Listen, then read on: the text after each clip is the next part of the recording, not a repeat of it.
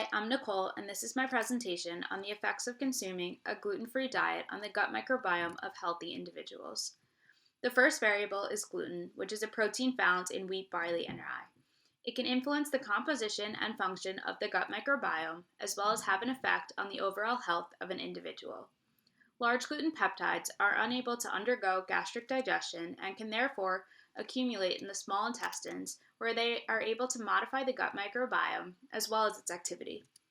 The second variable was the gut microbiome.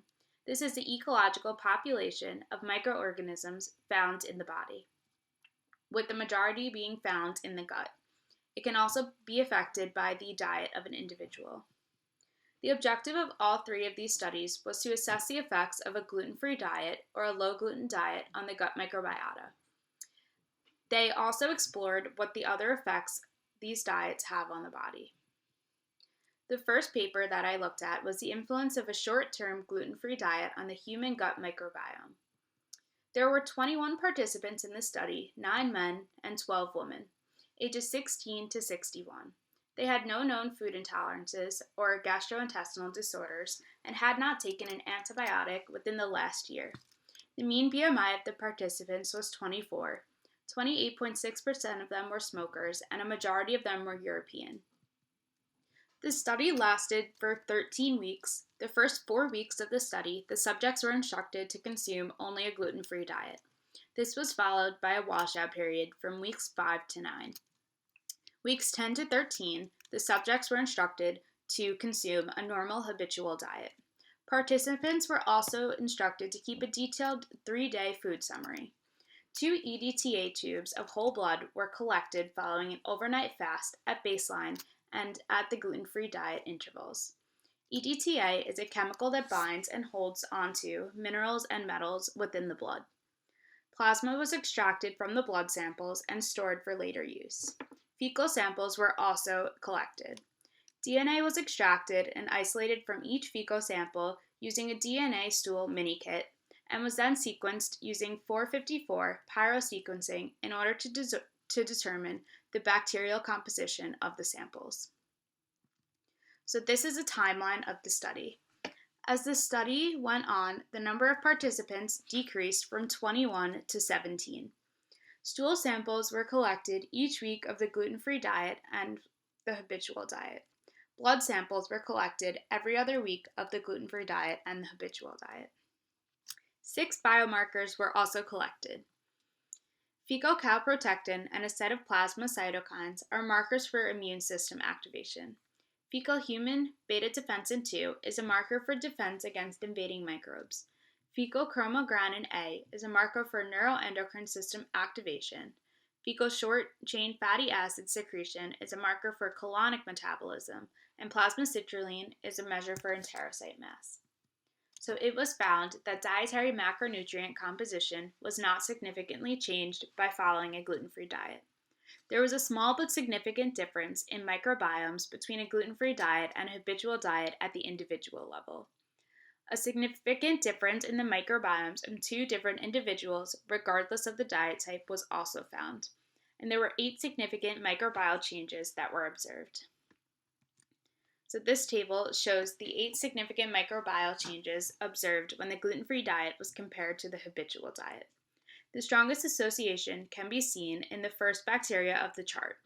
This bacteria is a part of the pro-inflammatory family of bacteria.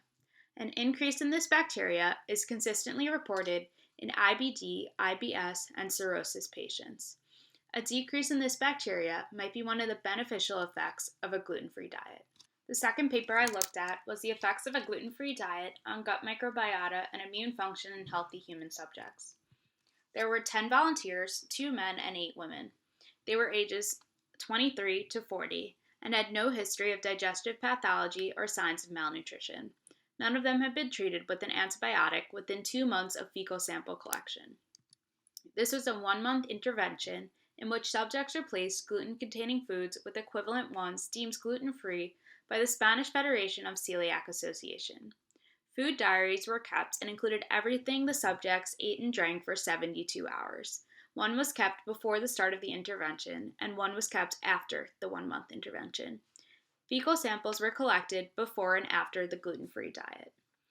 DNA was extracted from these samples using a DNA stool mini kit, and bacteria was determined by fluorescence in situ hybridization using 16S rRNA targeted oligonucleotide probes.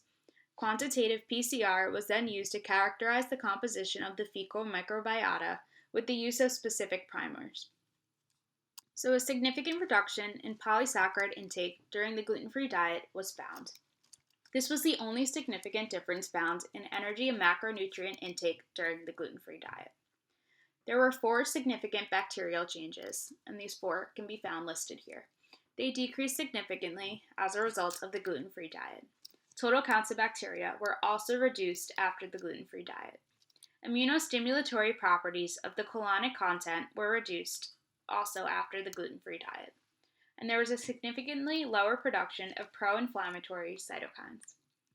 So this chart is a representation of the composition of fecal microbiota during a standard diet and a gluten-free diet. The standard diet can be found on the left side, and the gluten-free diet can be found on the right side. I have highlighted the 4 significant changes in the bacteria in the chart. These specific bacteria have been associated with beneficial effects in the gut. Therefore, the data suggests that the introduction of a gluten-free diet reduced the number of bacteria usually deemed as beneficial for human health.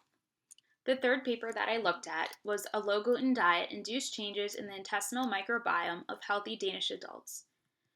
So there were 60 Caucasian Danish adults as the subjects, aged 22 to 65.